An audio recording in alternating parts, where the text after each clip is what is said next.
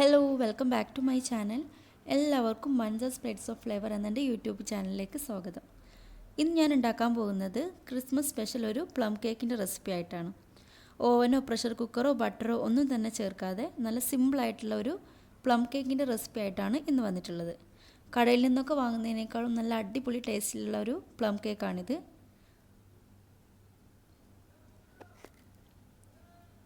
കണ്ടില്ല, നല്ല സോഫ്റ്റ് ആയിട്ടുള്ളൊരു പ്ലം കേക്കാണ് ഇന്നുണ്ടാക്കാൻ പോകുന്നത്. അപ്പോൾ വീഡിയോയിലോട്ട് പോകുന്നതിന് മുന്നേ ആയിട്ട് നിങ്ങൾ എൻ്റെ ചാനൽ സബ്സ്ക്രൈബ് ചെയ്യാത്തവരാണെന്നുണ്ടെങ്കിൽ ഒന്ന് സബ്സ്ക്രൈബ് ചെയ്ത് സപ്പോർട്ട് ചെയ്യണേ.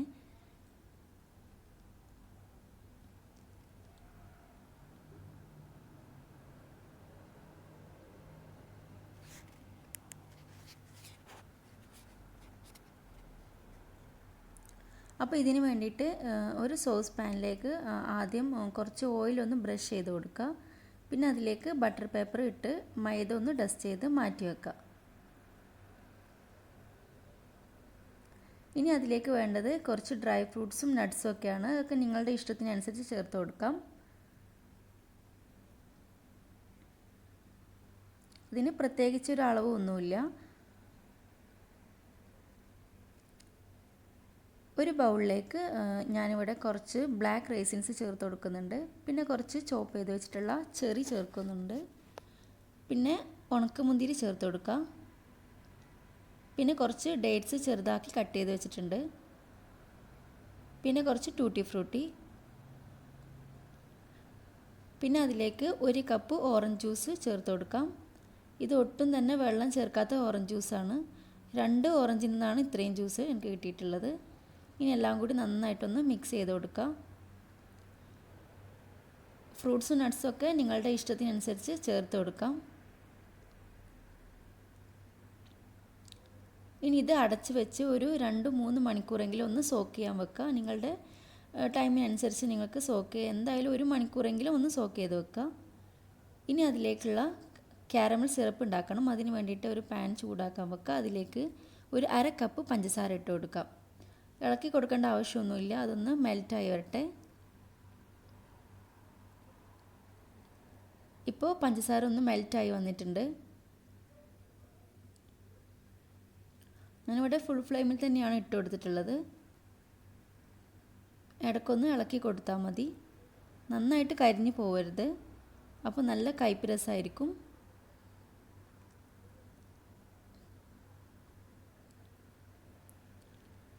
ഈ ഒരു കളറ് ഇങ്ങനെ പതഞ്ഞ് വരുന്ന ഈ ഒരു ടൈമിൽ നമ്മൾ അതിലേക്ക് 1 കപ്പ് തിളച്ച വെള്ളം ഒഴിച്ച് കൊടുക്കാം. വെള്ളം ഒഴിച്ച് കൊടുക്കുമ്പോൾ പ്രത്യേകം ശ്രദ്ധിക്കണം. മേത്തേക്കൊക്കെ തെറിക്കാനുള്ള ചാൻസ് ഉണ്ട്. നന്നായിട്ടൊന്ന് ഇളക്കി കൊടുക്കുക. ഇനി ഇത് ചെറുതായിട്ടൊന്ന് വറ്റി കിട്ടണം.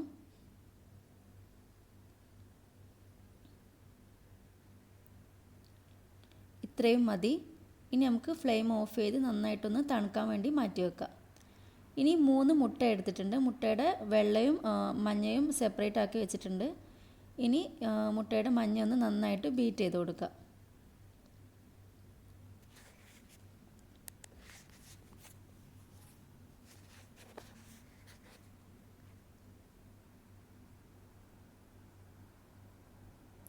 ഇനി അതിലേക്ക് പൊടിച്ച പഞ്ചസാര കുറേശ്ശെ ചേർത്ത് നന്നായിട്ടൊന്ന് ബീറ്റ് ചെയ്ത് കൊടുക്കുക. ഞാനിവിടെ 1/2 കപ്പ് പഞ്ചസാരയാണ് പൊടിച്ചെടുത്തിട്ടുള്ളത്. ഏകദേശം 3/4 കപ്പോളം പഞ്ചസാര ഉണ്ട് ഇത്.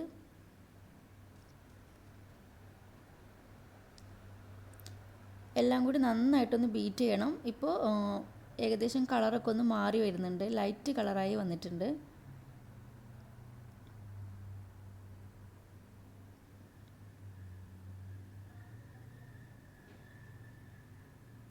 ഇനി അതിലേക്ക് ഒരു 3/4 കപ്പ് ഓയിൽ ഒഴിച്ച് കൊടുക്കാം. ഞാനിവിടെ വെജിറ്റബിൾ ഓയിലാണ് ഒഴിച്ച് കൊടുക്കുന്നത്.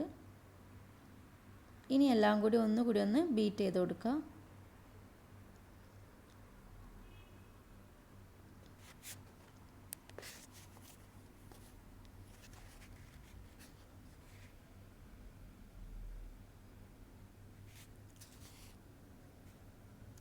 ഇനി അതിലേക്ക് ഒരു ടീസ്പൂൺ വാനില എസൻസ് ഒഴിച്ച് കൊടുക്കാം.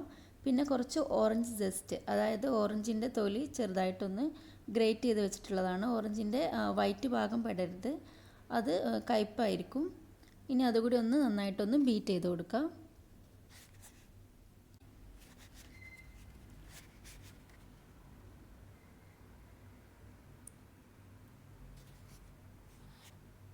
ഇത്രയും മതി. ഇനി നമ്മൾ നേരത്തെ റെഡിയാക്കി വെച്ചിട്ടുള്ള കാരമൽ സിറപ്പ് അതുകൂടി ഒഴിച്ചു കൊടുക്കാം. അതൊരു 1/2 കപ്പോളം ഉണ്ട്. ഇനി അതുകൂടി നന്നായിട്ടൊന്ന് ബീറ്റ് ചെയ്ത് കൊടുക്കുക.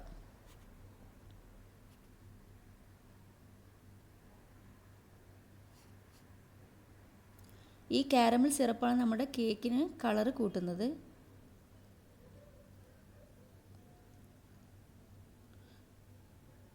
ഇനി നമുക്ക് അതിലേക്കുള്ള ഡ്രൈ ഇൻഗ്രീഡിയൻസ് ചേർത്ത് കൊടുക്കാം. അതിന് വേണ്ടിയിട്ട് 1/2 കപ്പ് മൈദയാണ് ഞാൻ ചേർത്ത് കൊടുക്കുന്നത്. പിന്നെ 1 ടീസ്പൂൺ ബേക്കിംഗ് പൗഡർ ഇട്ട് കൊടുക്കാം. ഇനി അതിലേക്ക് ഒരു 1/2 ടീസ്പൂൺ ബേക്കിംഗ് സോഡ ചേർത്ത് കൊടുക്കാം. ഇനി കുറച്ച് ഉപ്പ് ചേർത്ത് കൊടുക്കാം, ഏകദേശം ഒരു 1/4 ടീസ്പൂണൊക്കെ. പിന്നെ ഒരു 1/2 ടീസ്പൂൺ നട്ട്മഗ് പൗഡർ ചേർത്ത് കൊടുക്കാം. ഒരു 1/4 ടീസ്പൂൺ ക്ലൗ പൊടിച്ചത് ചേർത്ത് കൊടുക്കാം, അതായത് ഗ്രാമ്പു പൊടിച്ചത്. പിന്നെ ഒരു 1/2 ടീസ്പൂൺ സിന്നമൺ പൗഡർ ചേർത്ത് കൊടുക്കാം, പട്ട പൊടിച്ചത്. പിന്നെ ഒരു 1/2 ടീസ്പൂൺ ഏലക്ക പൊടിച്ചതും കൂടി ചേർത്തിട്ട് നന്നായിട്ടൊന്ന് അരിച്ചെടുക്കുക.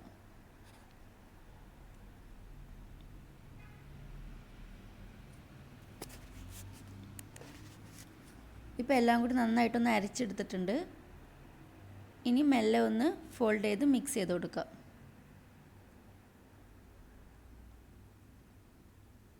ഇപ്പോൾ നല്ല തിക്കായിട്ടായിരിക്കും ഇരിക്കുന്നത്. മിക്സ് ചെയ്യാൻ കുറച്ചൊരു ബുദ്ധിമുട്ടായിരിക്കും.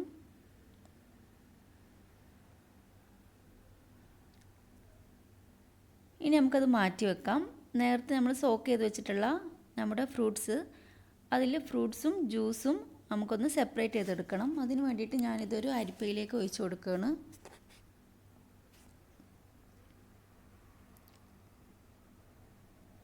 ഇതിലെ ഡ്രൈ ഫ്രൂട്ട്സും ജ്യൂസും ഒന്ന് സെപ്പറേറ്റ് ചെയ്യാൻ വേണ്ടിയിട്ടാണ്.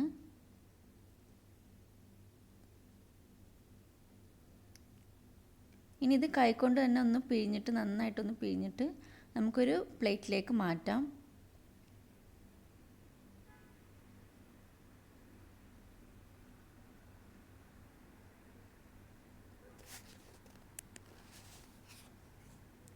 ഇപ്പോൾ ഇത് രണ്ടും സെപ്പറേറ്റ് ചെയ്ത് മാറ്റി വെച്ചിട്ടുണ്ട്.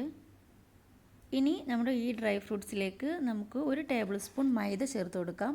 എന്നിട്ട് കൈകൊണ്ട് തന്നെ എല്ലാ സൈഡിലേക്കും എത്തുന്ന വിധത്തിൽ നന്നായിട്ടൊന്ന് മിക്സ് ചെയ്ത് കൊടുക്കുക. ഇങ്ങനെ മിക്സ് ചെയ്യുമ്പോഴാണ് നമ്മുടെ കേക്കിൻ്റെ എല്ലാ സൈഡിലേക്കും ഈ ഡ്രൈ ഫ്രൂട്ട്സും നട്ട്സൊക്കെ എത്തുള്ളൂ. അതല്ലാന്നുണ്ടെങ്കിൽ മൈദ ചേർക്കാതെ നമ്മൾ ഡയറക്റ്റ് ചേർക്കുമ്പോൾ കേക്കിൻ്റെ അടിഭാഗത്തേക്ക് മാത്രം എല്ലാം കൂടി താഴെ മാത്രമായിരിക്കും. അപ്പോൾ എല്ലാ സൈഡിലേക്കും ഒന്നും ഫ്രൂട്ട്സ് കിട്ടില്ല. ഇനി എല്ലാം കൂടി ഒന്ന് നന്നായിട്ടൊന്ന് മിക്സ് ചെയ്ത് കൊടുക്കുക.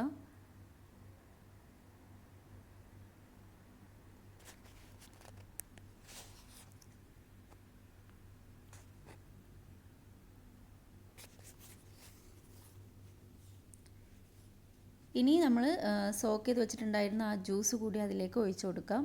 നമ്മൾ നേരത്തെ മാറ്റി വെച്ചിട്ടുള്ള അതുകൂടി ഒഴിച്ചിട്ട് നന്നായിട്ടൊന്ന് മിക്സ് ചെയ്ത് കൊടുക്കുക.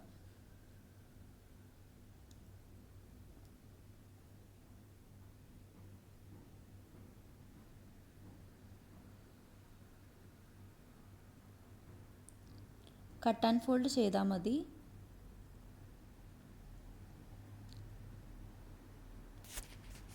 ഇനി ഇത് മാറ്റി വെക്കാം. ഇനി നമ്മൾ നേരത്തെ മാറ്റി വെച്ചിട്ടുള്ള എഗ് വൈറ്റ് നന്നായിട്ടൊന്ന് ബീറ്റ് ചെയ്തെടുക്കണം.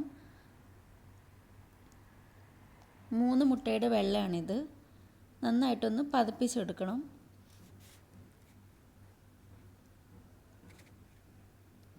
ഇപ്പോൾ എഗ് വൈറ്റ് നന്നായിട്ട് പതഞ്ഞ് വന്നിട്ടുണ്ട്.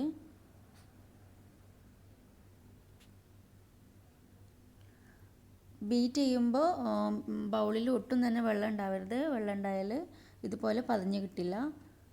ഇനി കുറേശ്ശെ ചേർത്തിട്ട് നമുക്കിതൊന്ന് ഫോൾഡ് ചെയ്തെടുക്കാം. പതുക്കെ ചെയ്യാൻ പാടുള്ളൂ, സ്പീഡിലൊന്നും ചെയ്യരുത്.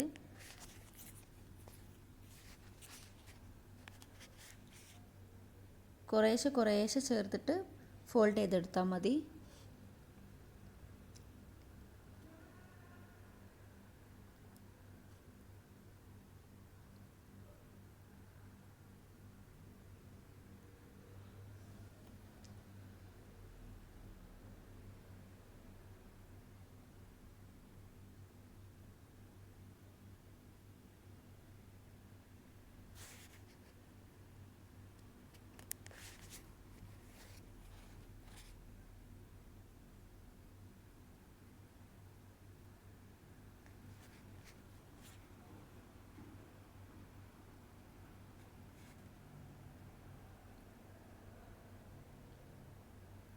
ഇപ്പോൾ എല്ലാം നമ്മൾ നന്നായിട്ട് മിക്സ് ചെയ്തിട്ട് വെച്ചിട്ടുണ്ട്. പതുക്കെ മിക്സ് ചെയ്യാൻ പാടുള്ളൂ. ഇനി നമ്മൾ നേരത്തെ മാറ്റി വെച്ചിട്ടുള്ള നമ്മുടെ സോസ് പാനിലേക്ക് നമ്മുടെ ഈ ബാറ്റർ ഒഴിച്ച് കൊടുക്കാം. സാധാരണ കേക്കിൻ്റെ ബാറ്ററിനേക്കാളും കുറച്ചൊരു തിക്കായിരിക്കും ഈ പ്ലം കേക്കിൻ്റെ ബാറ്റർ. ഇനി നന്നായിട്ടൊന്ന് ടാപ്പ് ചെയ്ത് കൊടുക്കാം. ഞാനിവിടെ നേരത്തെ ബാറ്ററിലേക്ക് ഇടാൻ മറന്നതായിരുന്നു, ഈ നട്ട്സ് ചേർക്കാൻ മറന്നതാണ്. ഇപ്പോൾ ഞാൻ ഇതിൻ്റെ മുകളിലാണ് ചേർത്ത് കൊടുക്കുന്നത്. നേരത്തെ ബാറ്റർ മിക്സ് ചെയ്യുമ്പോൾ മറന്നതായിരുന്നു ചേർക്കാനായിട്ട്.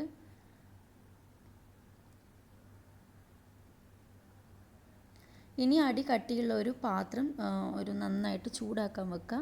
എന്നിട്ട് അതിൻ്റെ മുകളിലേക്ക് നമ്മുടെ ഈ സോസ് പാൻ വെച്ച് കൊടുക്കുക. എന്നിട്ട് ഒരു 5 മിനിറ്റ് ഹൈ ഫ്ലെയിമിൽ വെച്ച് കൊടുക്കുക. എന്നിട്ട് ലോ ഫ്ലെയിമിൽ ഏകദേശം 1 മണിക്കൂറോളം എടുത്തിട്ടുണ്ട് എനിക്ക് ഈ കേക്ക് ഒന്ന് ആയി കിട്ടാൻ. നമുക്ക് ആയോ ഒന്ന് നോക്കാം. ഒരു ടൂത്ത് പിക്കോ എന്തെങ്കിലും വെച്ചിട്ട് നമുക്കിതൊന്ന് കുത്തി നോക്കാം. ഇപ്പോൾ എവിടെയും സ്റ്റിക്കായിട്ടൊന്നുമില്ല. അപ്പോൾ നമ്മുടെ കേക്ക് ഇവിടെ ബേക്കായിട്ടുണ്ട്. ഇനി കേക്ക് ഒന്ന് തണുക്കട്ടെ. തണുത്തതിന് ശേഷം നമുക്കിതൊരു പ്ലേറ്റിലേക്ക് മാറ്റാം. അപ്പോൾ കേക്ക് ഒന്ന് മറിച്ചിട്ട് കൊടുക്കുകയാണ്.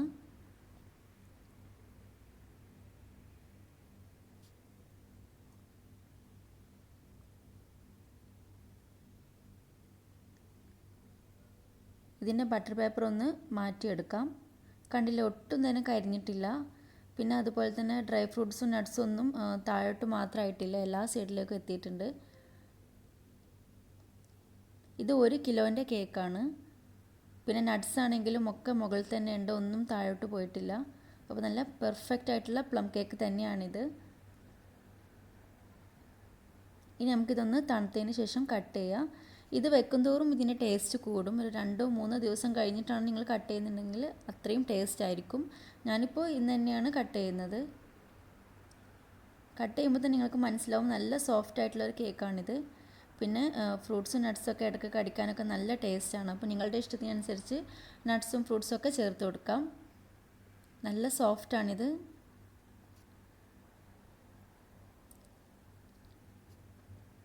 നല്ല പെർഫെക്റ്റ് ആയിട്ടുള്ള നമ്മുടെ പ്ലം കേക്ക് ഇവിടെ റെഡി ആയിട്ടുണ്ട്.